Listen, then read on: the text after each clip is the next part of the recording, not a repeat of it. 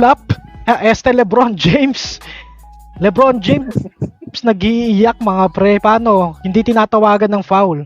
Nakatikim pa ng pambabalatuba kay Dillon Brooks. Pinagta-trash talk yung mukha. Napanood nyo ba? Oo, napanood ko yun. Lupit niya eh. Laban sa angatan. Miami ba yun? Yung mga ano niya? Mga uncalled foul ba yun? Baka kasi nagsawa ng mga referee sa kanya, di ba? Kasi kilala siya bilang Kakaplap, no? Floppy James, di ba? Floppy James. Floppy James. Floppy James. Parang katulad ng Flappy Bird. Floppy James. Parang Flappy Bird yun. Kasi, onting gumagano, di ba? Oo. Ano, imagine Pero yung Flappy Bird lakas natin. nga makaplap ni Lebron, no? Lakas makaplap, no? Oh, kaya nga ginawa siya ng bagong yung flop bawal na eh. Technical dahil sa kanya. Nang dahil kay King Lebron, aka Floppy James. Kaya nga eh. Tapos kanina, di ba? Kalaban niya si Dillon Brooks. Ano ang ginawa sa Marami kanya? na siyang nickname eh. Left flop, Floppy James. Pinalatuba Pero yung the best yung mukha Floppy pre. James. Trash talk minukaan eh. Minukaan. Nangiyak-ngiyak na naman daw eh. Alam ko si 21 eh. Siraulo pa naman yung si Dillon Brooks. Di ba? Oo nga no?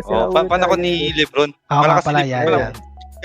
Kahit naman ganun si Lebron, malakas pa rin kung titingnan mo sa Ay. age niya eh. Lagot kayong tatlo. Ang ano lang talaga doon. Ang ano lang talaga doon, maplap si Lebron eh. Pag binangga mo sa 90s era yun, tanggal yung tanggal yung balikat nung pag binangga. Tanggal yung panga. Lalo na pag binangga ni Rodman, halimbawa ni Rodman. Kasi pareha sila ng halos tawag yung Sina Rodman, no? Kaya sabay mo kayo na Rodman. David Robinson. Sina Pippen. Sino yung announcer kasama ni Chuck? Ay, ni Shaquille? Si Charles Barkley. Si Barkley, di ba? Tigas ng katawan nun. Maliit, di ba? Form 6'10", 6'9 ata. Center, di ba? Ang lakas mo bang ganon? Kaya hindi ubras si LeBron James sa pagpa-floppy niya ron. Ewan ko lang ngayong era kasi medyo ngayong era na eh. Di ba na ngayong era ng basketball eh. Parang lahat lahat tumitres kahit center tumitres. Yan po, makinig Oo po nga, tayo no? sa Si Wemby, di ba tumitres? Si Wemby. Magaling Oo. si... Binyama. May shooting lahat ngayon. May shooting. Yung kinukuha nila ngayon eh. Kahit ano position may mo, shooting. 1 hanggang 5, dapat may shooting ka, di ba? Hindi na uso Pero ngayon yung poste-poste. Hindi na uso. Pero kung titingnan mo kung center talaga pwesto mo, tapos ibabangga mo yung center na, di ba center ang pinaka-skill set ng center is talagang center sa basketball. Mm-hmm. Tapos ibabangga mo sa center na nagti-3 point.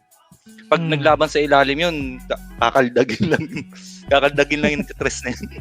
Kasi, kumaga yung power nung center na yun na nagtitres or nagpe-perimeter shot, yun eh, parang hindi talaga siya parang pang center na talagang katulad nila Shaq na umiikot-ikot, pinawasiwas yung kalaban sa ilalim.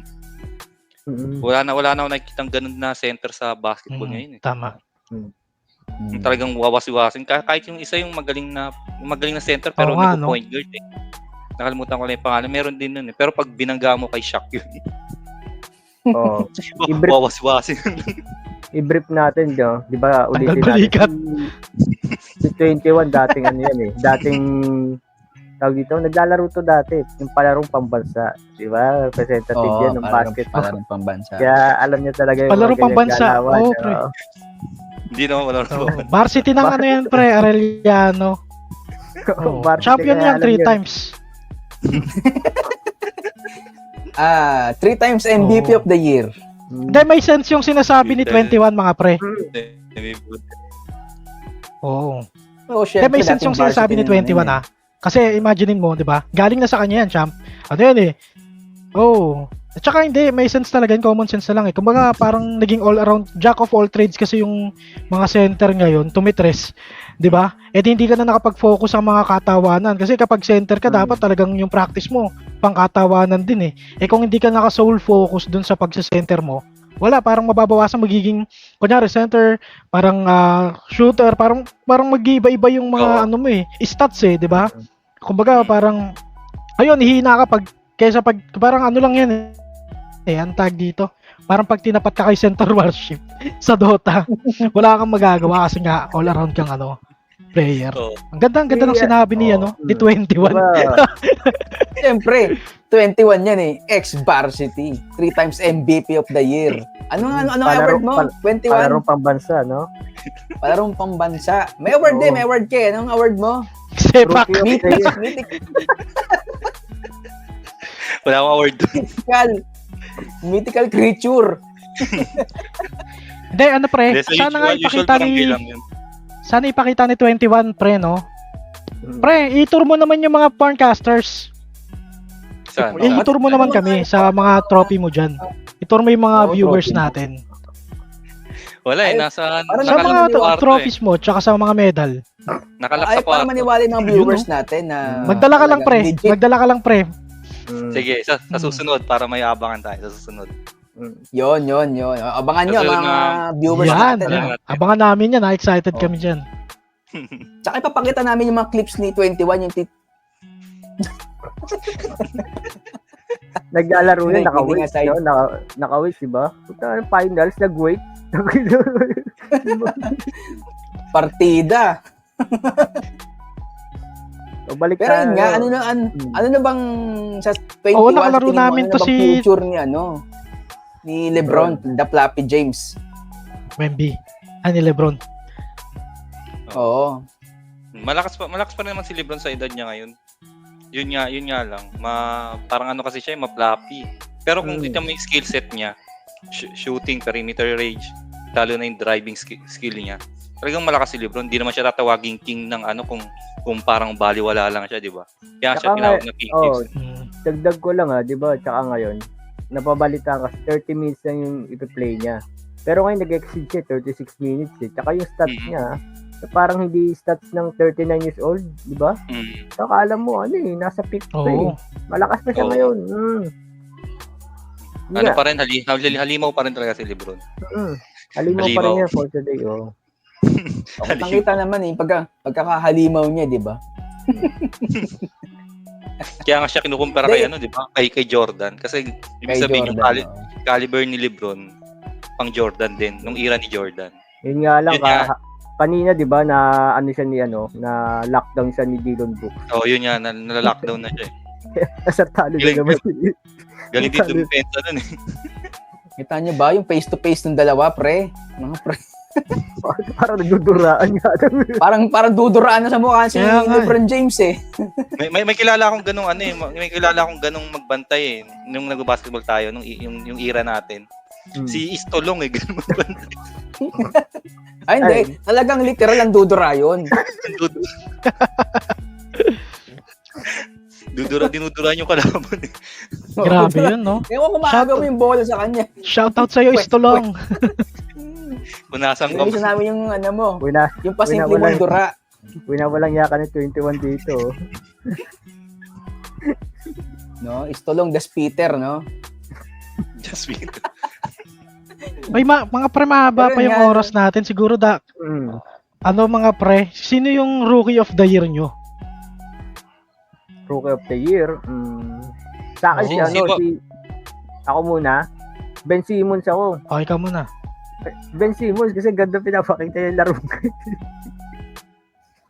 Hindi, kidding aside, si Ben Simmons matagal na yun lagi lang gumaganda laro dun yung first 10 games ng NBA Siguro sa for stats, siguro kaya ni Chet Holmgren yan. Lamang lang kasi sa stat base titignan mo yung stats sila. Si Wemby na-hype lang ngayon Pero pag tignan mo yung field goal percentage, pagtatapat mo, lamang ngayon si Chet Holmgren. Kahit na binangga siya ni Jokic. Binalatuba siya din ni Jokic nakaraan Lamang si Chet Holmgren as of today. So, Chet Holmgren ako. Kayo? Alamin natin si 21. Sinong rookie of the year para sa kanya. Sa nakikita ko, parehas lang kami ni Sase. Siya din Kung titingnan natin sa stats. Chet Holmgren din. Na, sa akin yun din, siya din. Kayo? Ako, syempre may idol ako doon, may bago tayong hinihimas na player doon, no? Si Mel Wemby. Lomel. Alien yan, si Eh, Omar. yung alien, oo. Oo. Kasi syempre, alam mo naman yung mga preference natin eh. Gusto ko yung medyo mala-Anunnaki. Kitang-kita mo naman pag tumatapal ng bola yon, di ba? Parang walang ka-effort eh. Alunit. Ako, di ba? Naalala ko sa Jordan yung nga yung pelikula yung Looney Tunes eh. Para sa yung kanta na Reach, The Unreachable Star. Oo. Space Jam. Grabe yung tangkad ng taong yun. Ang bata pa, 19 years old, no? Pero kay Wemby rin ako, pre. Wemby, pre. Well-defined players din si Chet, pero si Wemby kasi, pre, may wow moments yun eh. Mas maraming wow moments eh. Ayun yung parang mas napapansin ng mga ano natin eh. 'Di ba? Mga tao, mga fans. Para sa akin si Wemby, Rookie of the Year.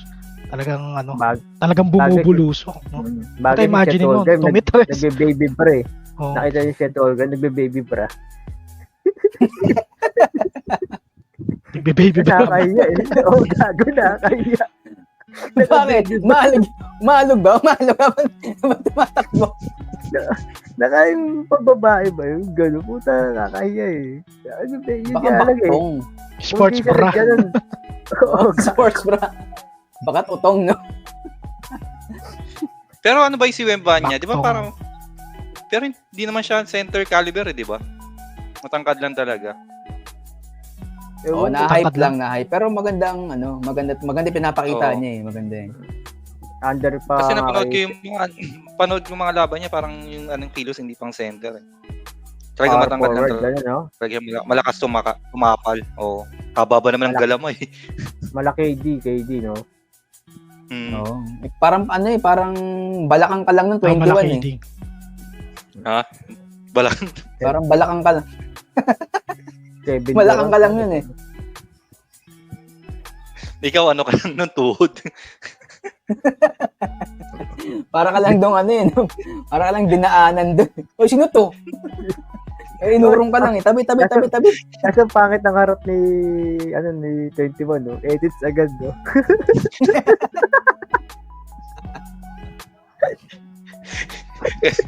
Ayun, bakit naman? Pag dumipensa, ano? Iiwasan talaga ni Wemby yan. Edit sa gadong po.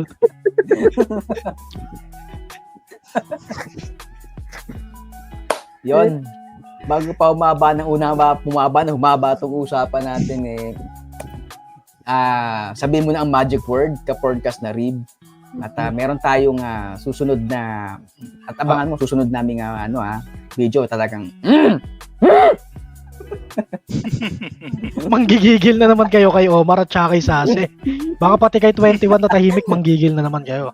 Basta ako dyan, labas ha. Ako, honest opinion lang ha. Napakabait ko. Alam nyo, mahal na mahal ko yung mga boksingerong Pilipino kasi boxing fan talaga ako eh. Hindi lang ako basta-basta casual fan ha. Pero alam nyo, yan, idol ko yan, si Nakasimero. Pero, yung susunod na video namin, abangan Pero nyo. Baka kasi manggigil kayo sa mukha ni Om.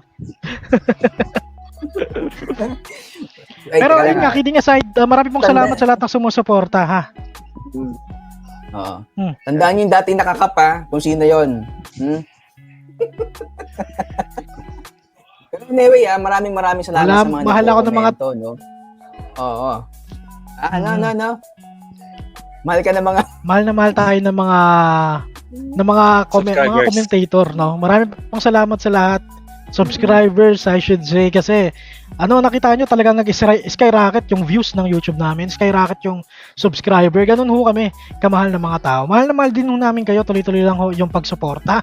Nandito lang kami ha. So comment lang, isa-shoutout namin kayo. Maraming pong salamat, magpapaalam po kami ng panandalian. Bye! Bye! Okay. Kung ako sa Catman ni Casimiro, magabaon ako ng nebulizer.